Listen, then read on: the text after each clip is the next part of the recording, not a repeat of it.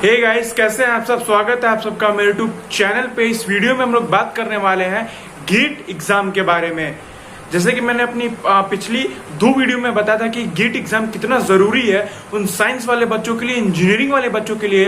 तो आखिरकार गवर्नमेंट ने गेट एग्जाम में एक बड़ा बदलाव ला ही दिया। इसमें उसने एलिजिबिलिटी क्राइटेरिया में 2 बड़े चेंजेस लाए हैं। उन 2 बड़े चेंजेस के साथ साथ हम लोग गेट एग्जाम के बारे में, उसके एप्लीकेशन फॉर्म, उसकी बेनिफिट एंड उसके स्कोर एंड उसके पेपर पैटर्न, जितनी भी चीजें हैं सभी चीजों के बारे में हम लोग डिटेल में बात करने वाले हैं। तो प्लीज गाइज, अगर आपने चैनल को सब्सक्राइब नहीं किया है तो प्लीज चैनल को सब्सक्राइब कर दीजिए। वीडियो देखने के बाद लाइक एंड शेयर करना मत भूलिएगा। तो चलिए शुरू करते हैं। सबसे पहले जो है हम लोग ये जान लेते हैं कि गेट एग्जाम है क्या। गेट एग्जाम का जो फुल फॉर्म है वो graduate aptitude test in engineering.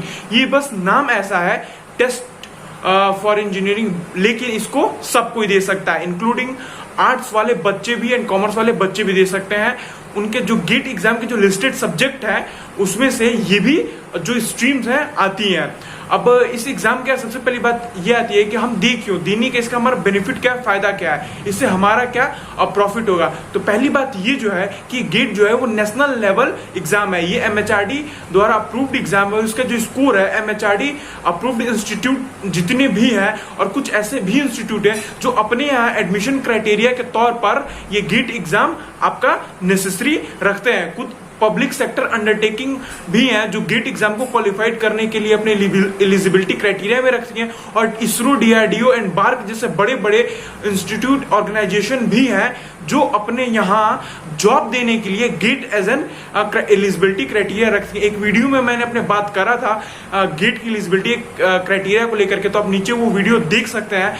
और उन सब बड़े बड़े इंस्टीट्यूट के बारे में भी मैंने उस वीडियो में बात किया है, जैसे कि इसरो, बार्क एंड डीआरडीओ।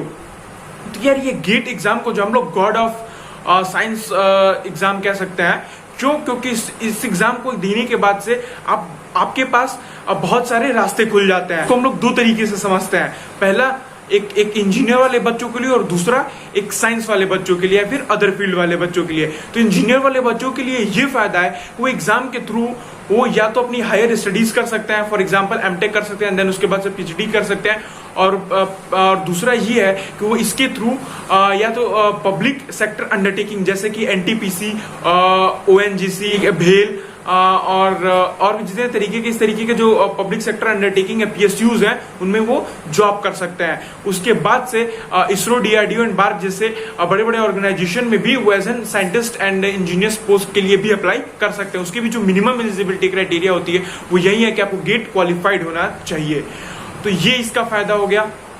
और अगर साइंस वाले बच्चों के लिए, अदर स्ट्रीम वाले बच्चों के लिए अगर बात करें तो उनका जो सबसे बड़ा बेनिफिट होता है वो ये कि इसको एज एन अपने हायर स्टडीज के लिए यूज कर सकते हैं, फाइनेंशियल असिस्टेंट एंड स्कॉलरशिप के लिए यूज कर सकते हैं। एंड गेट का जो स्कोर है आउट ऑफ इंडिया अगर आपको पढ़ना हो तो वहां पे भी जो है कई सारी यूनिवर्सिटीज गेट का score as an minimum eligibility criteria रखती है, तो उसके लिए भी आपको यहाँ पे हेल्प मिल जाएगी। तो ये एक गेट एग्जाम देने से आपको इतने बड़े बड़े फायदे मिल रहे हैं। आपको हर एक इंस्टीट्यूट पे जाकर के पेपर देने की जरूरत नहीं है। आप इस गेट एग्जाम के थ्रू आप देश के बड़े बड़े इंस्टीट्यूट जैसे कि आईआईटीज, एनआईटीज और आईआईएससीज में भी एडमिशन ले सकते हैं। तो सबसे बड़ा जो गेट का मेरिट है वो यहीं पे है, एक एग्जाम के थ्रू इतना। और ये एग्जाम जो है काफी फ्लेक्सिबल है और इसमें आपको तकरीबन vast number of subject of paper इसमें इंक्लूडेड है। इसकी स्कोर की जो वैलिड है वो 3 साल तक इसकी स्कोर वैलिड रहती है। यानी कि अगर आपने गेट 2021 दिया है तो 2024 गेट एग्जाम तक इसका स्कोर वैलिड रहेगा।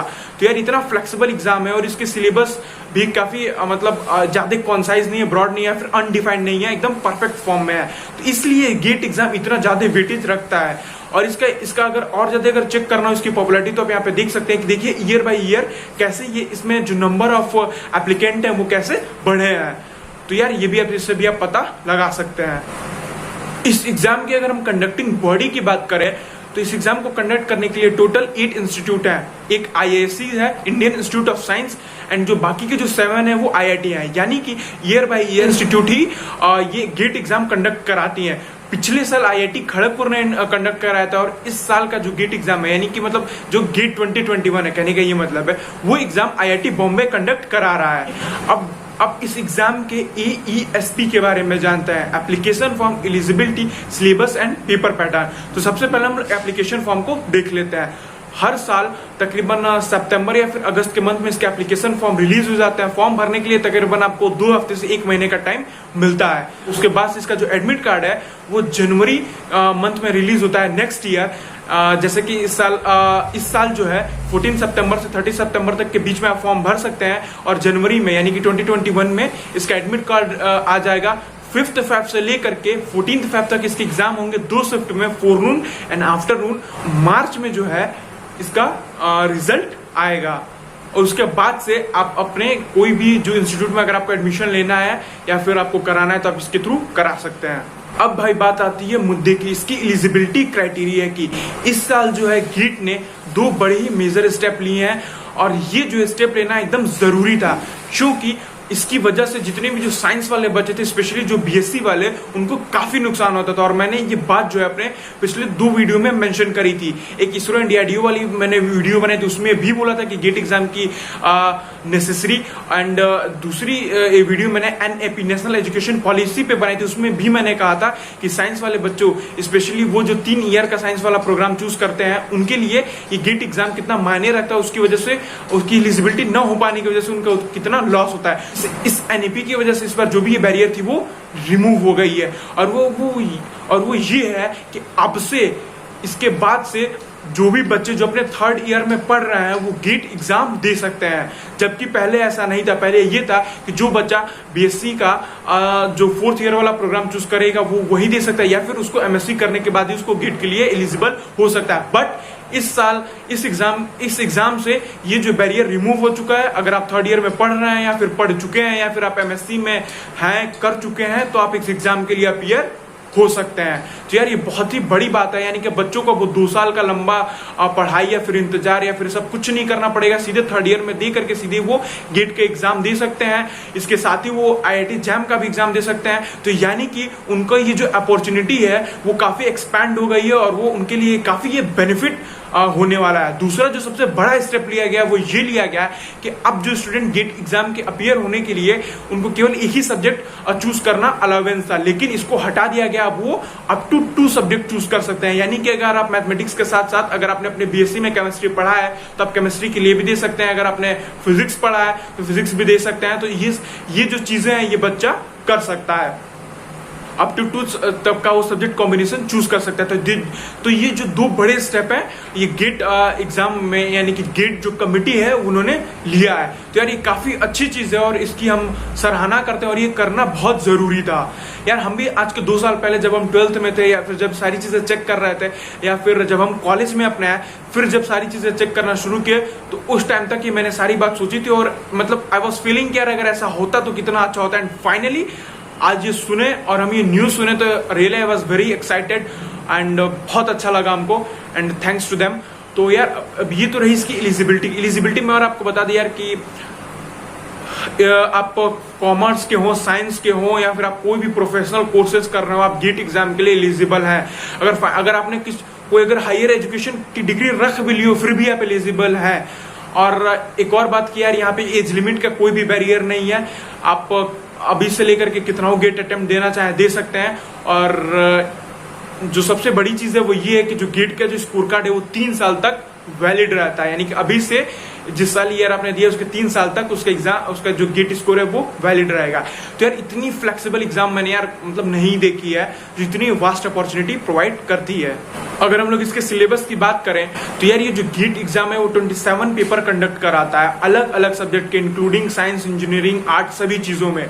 तो यार 27 पेपर का सिलेबस यहाँ पर हमको आपको बताना यार इतना आसान नहीं है, क्योंकि ये 27 पेपर का यार सबका अलग अलग अपना सिलेबस है और सबकी अपनी अपनी मार्किंग स्कीम है, तो वो थोड़ा सा डिफिकल्ट हो जाएगा। बट हाँ, हम आपको ये बता सकते हैं कि उसका इन्फॉर्मेशन ब्राउचर हम अपने डिस्क्रिप्शन बॉक्स में डाल देंगे और हम वहाँ पे मेंशन कर देंगे, तो आप वहाँ पे जा करके अपना जो सिलेबस है इस एग्जाम का, आप जिस चीज के लिए भी अप्लाई कर रहे हैं आप वहाँ पे जा करके देख सकते हैं। इसके सिलेबस में से कोई खास चेंजेस नहीं लागे हैं, सारे रिवाइज्ड सिलेबस हैं।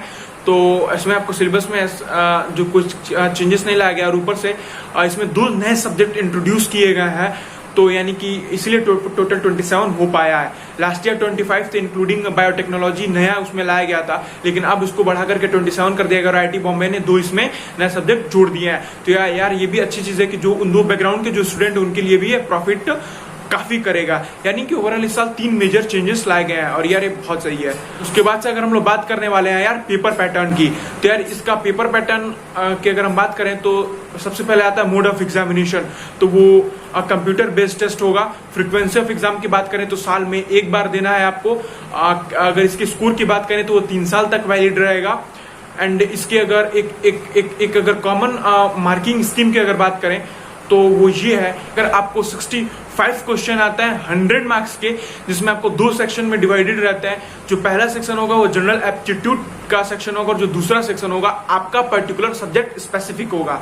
और ये दोनों सेक्शन जो है मैंडेटरी है, ये होने ही होना है। General aptitude test and subject specific section, ये जो दोनों हैं वो होने कंपलसरी है। इन बस डिफरेंस क्या रहेगा, इन दोनों के वेटेज की डिफरेंस रहेगी, अब जो आप यहाँ पर देख सकते हैं।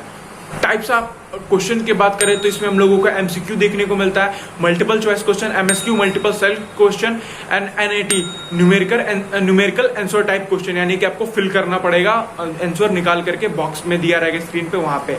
तो और उसके बाद एग्जाम ड्यूरेशन की बात करें तो वो 3 घंटे का होता है।